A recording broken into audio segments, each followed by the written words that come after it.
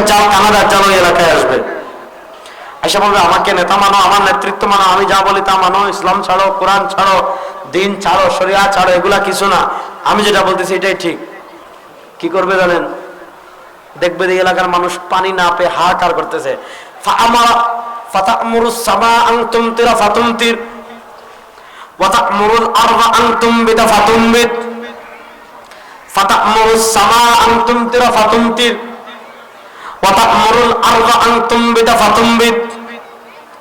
দাজ্জাল বলবে, হে এলাকার মানুষ বসো, তোমাদের যে আমি নেতা আমি বুঝাচ্ছি। সব আজকে মনে করেন সব নোয়াখালীর মানুষ এক জায়গায় জমা হয়েছে, দাজ্জাল আইসা বলবে আসমান বৃষ্টি দাও, বলার সাথে সাথে ঝিমঝিম রিমঝিম বৃষ্টি শুরু হয়ে যাবে।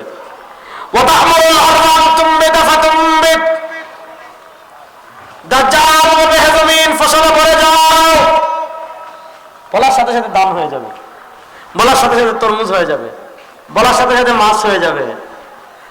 দাজ্জাল গরুকে বলবে হে গাভী ছাগল স্তন দুধে ভরে যাও, ভরে যাবে। আমাদের দেশের মানুষরা আমরা বলি মাজার পূজা হারাম, মাজারে শাহজালাল কিছু দিতে পারেন না, কোরআন হাদিস দিয়ে যত বুঝাই আমাদের কথা মানে কদ্দুর কাটমূল হয় কি জানে।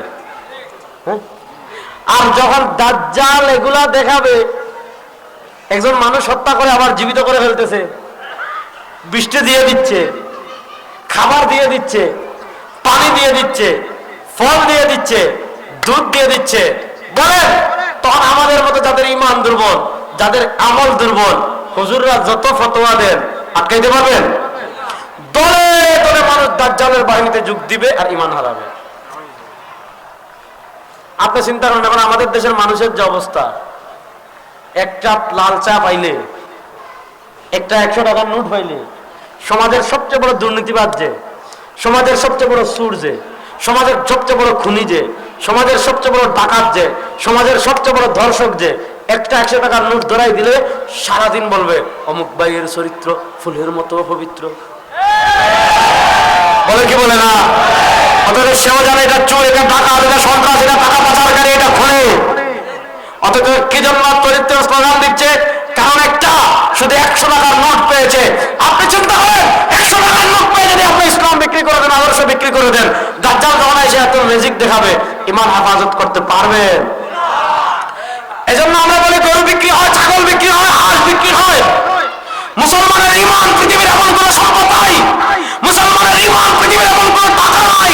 মুসলমান জান দিতে পারে, মাল দিতে পারে, বাড়ি ছাড়তে পারে, ঘর ছাড়তে পারে, স্ত্রী ছাড়তে পারে, দেশ ছাড়তে পারে, মুসলমান ঈমান ছাড়তে পারে না।